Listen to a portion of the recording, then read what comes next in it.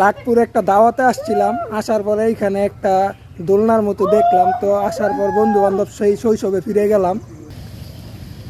ও wow,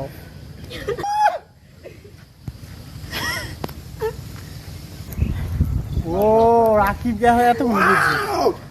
লাখপুরের সেই বিখ্যাত জায়গা, সেই বিখ্যাত বট গাছ। করা করা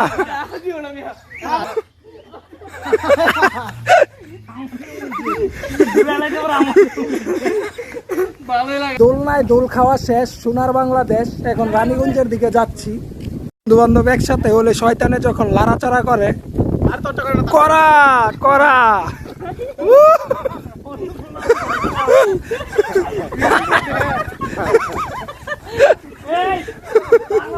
এই বিখ্যাত লাখপুর মসজিদের সামনে এখন আমরা। বন্ধু বান্ধব একসাথে হলে এরকমই মজা করি আমরা সব সময়।